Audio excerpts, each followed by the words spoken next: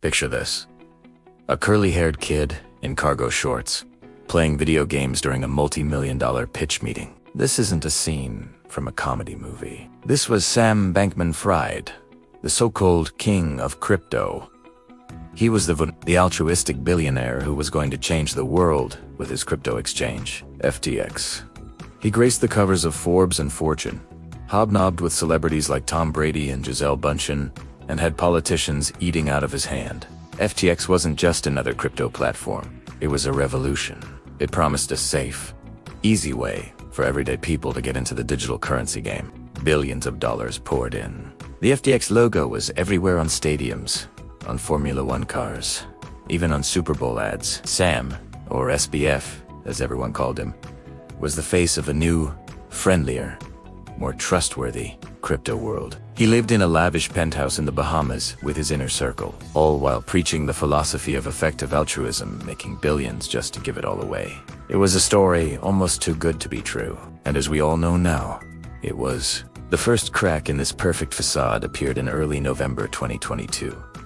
A bombshell report from the crypto news site CoinDesk revealed something deeply unsettling about FTX's financials. It showed that Alameda Research, SBF's private trading firm, held a massive amount of its assets in FTT, the token created by its sister company, FTX. Think of it like this. It is as if a bank's main asset was its own made-up monopoly money. This wasn't a diversified, stable portfolio. It was a house of cards built on a foundation of its own creation.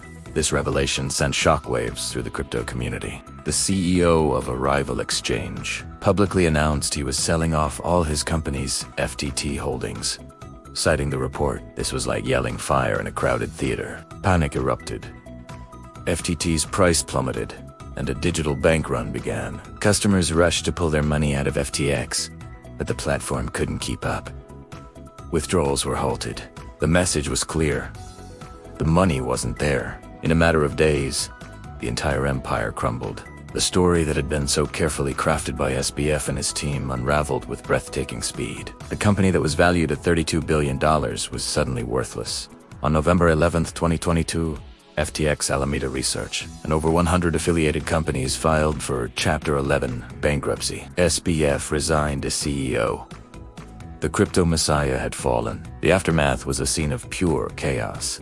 A new CEO, John J. Ray III, the same man who oversaw the Enron liquidation, was brought in to clean up the mess. His assessment was brutal. He described the situation as a complete failure of corporate controls and a complete absence of trustworthy financial information. He said he had never in his career seen anything so bad. The company had no proper accounting, no record keeping. Employee expenses were approved with emojis on a chat app. Customer funds, which were supposed to be kept separate and safe, had been secretly funneled over to Alameda Research to cover its risky bets and losses. We're talking about billions of dollars of customer money, just gone. Poof! The accusations were staggering. It wasn't just mismanagement. It was alleged to be one of the biggest financial frauds in American history. Investigators painted a picture of a company run like a personal piggy bank for SBF and his inner circle. Customer funds were allegedly used to make risky venture capital investments, donate to political campaigns, and buy luxury real estate in the Bahamas. That $30 million penthouse bought with company funds. The celebrity endorsements, the stadium naming rights, all paid for with money that didn't belong to them. The whole philosophy of effective altruism now seemed like a cynical cover story, a way to build a reputation and gain trust while a massive fraud was being committed behind the scenes.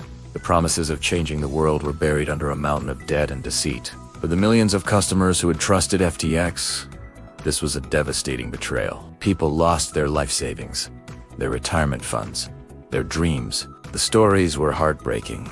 People who had invested everything they had were now left with nothing. Their accounts frozen. Their money vanished into a black hole, created by SBF's alleged deception. The manhunt, if you can call it that, didn't last long. On December 12, 2022, just a month after the collapse, Sam Bankman Fried was arrested in the Bahamas at the request of the US government. The image of the crypto king being led away in handcuffs was a stark contrast to the magazine covers he had graced just months before. He was extradited to the United States, to face a barrage of criminal charges, including wire fraud, securities fraud, and money laundering. He pleaded not guilty, sticking to a narrative that he was just a well-meaning but overwhelmed CEO who made mistakes, not a criminal mastermind. He claimed he didn't knowingly commingle funds and that he never intended to defraud anyone. His defense was essentially, oops. But his inner circle, the very people who lived with him in that Bahamas penthouse, started to turn on him. Key figures like Carolyn Ellison, the CEO of Alameda Research, and SBF's off-again girlfriend, and Gary Wong, the co-founder of pleaded guilty to their own charges and agreed to cooperate with the prosecution. Their testimony would be crucial.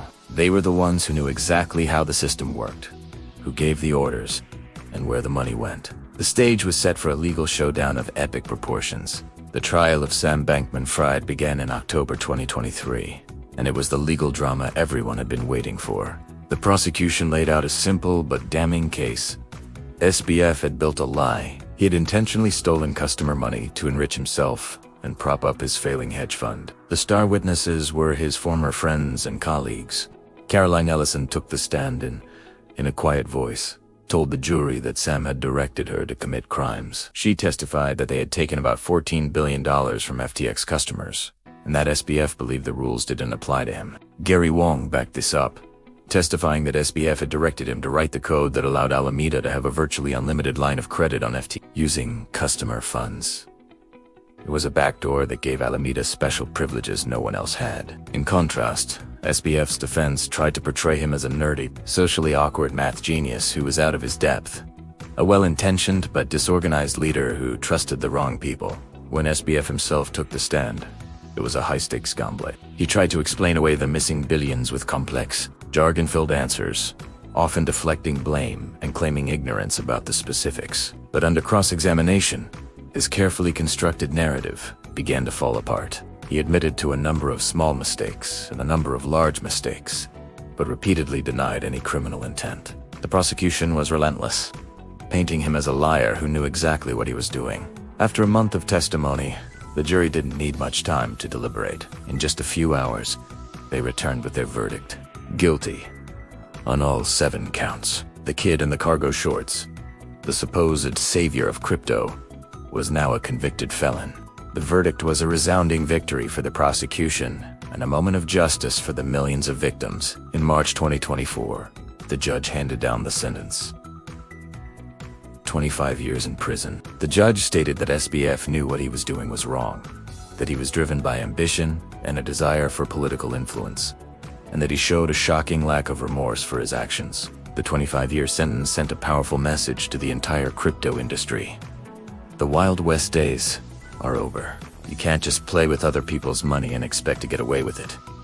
The rules do, in fact, apply to you. So, what's the legacy of FTX and Sam Bank? It's a story of hubris, greed, and colossal failure. It's a stark reminder that when something seems too good to be true, it probably is. The collapse of FTX caused a crypto winter that the industry is still recovering from. It shattered trust and led to calls for a much stricter regulation worldwide. But it's also a story about accountability. It shows that even the most powerful and celebrated figures can be brought to justice. For the victims, the fight isn't over.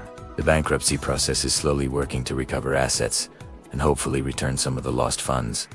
But it will be a long and difficult road. The story of Sam Bankman Fried will be studied for years as a classic example of corporate fraud, a cautionary tale for any new frontier of finance and technology. It's a story that proves that no matter how innovative your product is, the old-fashioned virtues of honesty and integrity still matter most. Thanks so much for watching. The world of finance and true crime is full of fascinating stories like this one. If you want to dive deeper into more cases where fortunes were made and lost, make sure to hit that subscribe button and ring the bell so you do not miss our next video. See you next time.